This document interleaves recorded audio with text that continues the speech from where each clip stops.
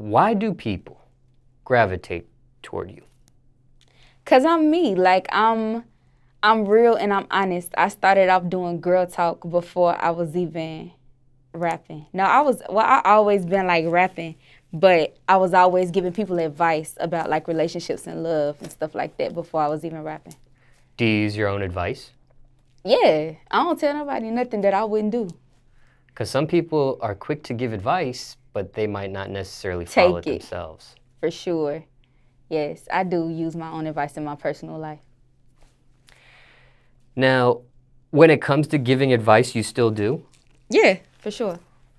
And when you do give advice, is it just strictly on YouTube or is it on Instagram Live? Or? It's on Instagram Live, it's on Facebook Live, it's on YouTube. People post me all over YouTube. They post me all over Instagram, Facebook.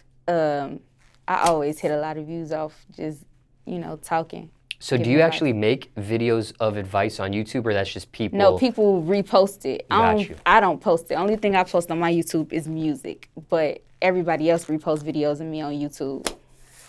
When you do give advice, is it just spontaneous, or is it something that you promote and say, hey, on Thursday at 8 o'clock, I'm going to be doing a little sit down online? Right. I think more so, it's just me giving advice when people ask me questions or they give me topics and I just freelance with it. Has it ever been a thought on going further with the advice than just the lives? Yeah, like I remember I had posted some on my page. You know, somebody tagged me in something basically saying like if Daujee Keyes had her own church, I'd be visiting every Sunday, and the post went viral. So then I posted it on my Instagram, and my Instagram was like, yes, I wish you had like somewhere to sit down where like we could talk to you type of thing. So yeah, it definitely was a thought about getting something and doing something bigger with it. Ever get tired of giving advice? Never, because I feel like a lot of people ain't grow up with no mom and no father or no brothers to teach them the way of life. So I feel like I grew up with that. I came from that. Like all my brothers, my family, they gave me that. So I feel like everybody need it. Like some people don't. Some people grew up with it, so they feel like she just talking, saying she ain't saying nothing new. But to a lot of people, it's something new because a lot of people don't get that in their own household. You grew up in a two-parent household? No, I grew up in a one-parent household. I visit my daddy on the weekends or for the summer, but I grew up with just my mom and my grandma. Yeah. And how many brothers do you have? 4. Same mother, same father? Yes. Any sisters or just the 4 brothers? Just the 4 brothers. Yeah. Well, no, hold up. You said same mother, same, no.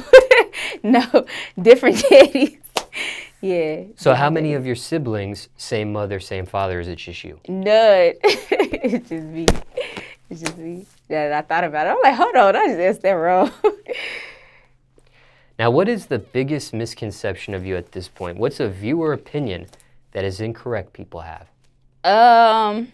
I think that I'm like stuck up bougie type of girl. They don't really even know like where I come from. We like from a rough area, so they don't even know that. So a lot of people look at me and then they think like I'm so up class and so, you know, higher status, and it'd be like, no, y'all can tell from my music I came from something different. But a lot of people just automatically assume that from me. What area are you referencing? I'm from like 3 different areas because, of course, Blue Mountain, Mississippi, people know about that. But even in Chicago, I stayed in the Wild Hundreds. They called it the Wild Hundreds. That's mainly where I used to be at in Dorchester, 72nd in Dorchester. So, yeah, that's where I'm from. Them the 2 areas that really shaped me as a person, the Hundreds and the 72nd in Dorchester.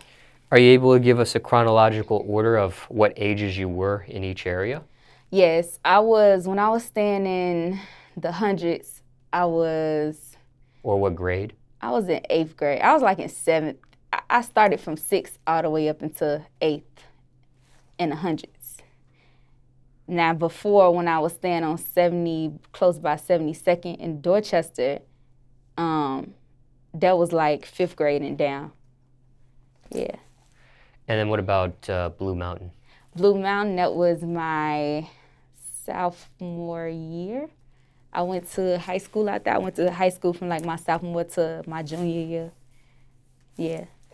And then I came back. To Chicago? Yes, and I graduated, so. Craziest rumor you heard about yourself? The craziest rumor that I heard, that I'm a gold digger.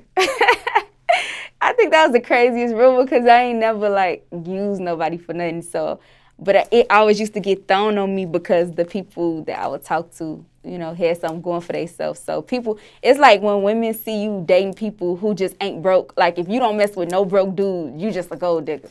So it's like that. And have you ever messed with someone that was broke? Yeah, when I was like younger, talking to people. Yeah, like talking, but never nothing like serious with somebody that was broke. Were you broke in those days yourself? Yeah, well, I wasn't broke, but I was broke compared to, I was younger, you know, I was still in like my teen years, so yeah, kinda. But I was still well taken care of by my parents. But me, myself, yeah.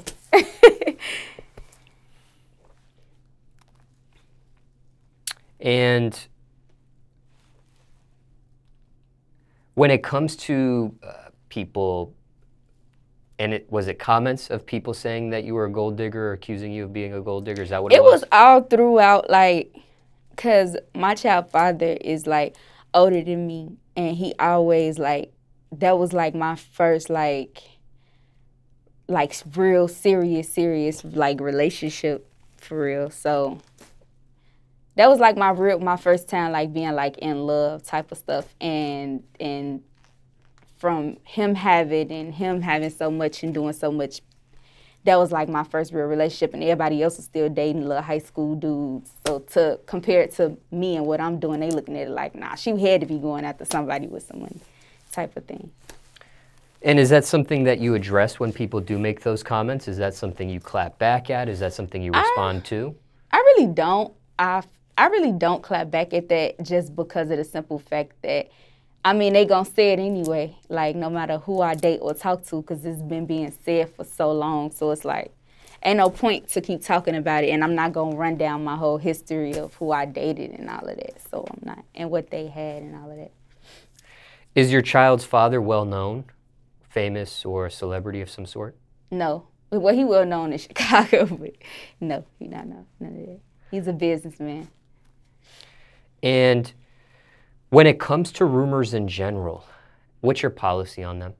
Sometimes people will address them as they come. Sometimes people just let the rumor spread and let people talk and don't address it. I don't address them. Like, I'm never on my page addressing, like, what somebody done said or who, like, I never respond to nothing. They say so much stuff. Anytime they see me with somebody different, they think I'm talking to them. I got something going on. Like, it's always something. And one last question. When it came to the accusation of you being a gold digger or comments of you being a gold digger, do you ever confront people that actually, number one, has anyone ever said that to you in your face? And if not, do you ever confront somebody over that? No, nobody never said it to me in my face. It was more so other people coming to tell me what other people have said, or it's on social media. Yeah, so I don't address it, or I don't really speak much on it. So no, I've never had a confrontation over it because nobody ever said it to me, like, directly. So I also know a rumor can break a person down. Mm-hmm. Have you ever been broken down by a rumor before? No, I never got broken down, but I'm a very strong person. So I've never got broken down by like a rumor of somebody saying something. So no. When it comes to questions, is there a question you hate to answer you get asked? Can't stand, whether it's from fans or strangers asking? Could be a repetitive question, something you receive all the time, it seems. Something that, a rumor that I can't stand being. I don't really. Well, it doesn't have to be a rumor, it just could be any question you get asked. When it comes to people asking you things, is there a question you can't stand that you get asked? They always ask me, like, how many relationships have I been in to be so knowledgeable that I am? I think that's the one question that ticks me off so bad, because people be like, you so young, how do you know all of this about, like, love, life, and relationships?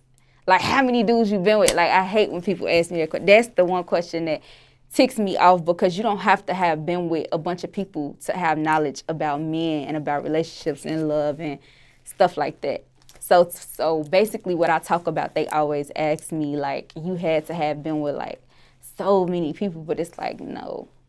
I grew, like, growing up, you pay attention, and when you smart, some people catch on to certain stuff that they grew up around, so. I guess in their defense, from the outside looking in, I don't know you personally like that. That's why I'm doing this interview, right, to get to know you better. But in their defense, from the outside looking in, I mean, it's like somebody that is a professional in a sense. You know, if a professional is giving advice, they want to know, okay, do they have a college degree? What schooling did they, what background do they come from to give this advice that they do? For sure. So with you, maybe it's kind of that in a sense. You know, not that you're a professional. For sure. You know, not that you went to school about relationships or anything, but people might want to know, what's the where is this advice coming from? For sure. What's the history there? So. For sure. Care to share how many relationships you have been in at this point? It's 2020. No, because I don't count none of them. I don't count nobody. To me, I had 0 exes.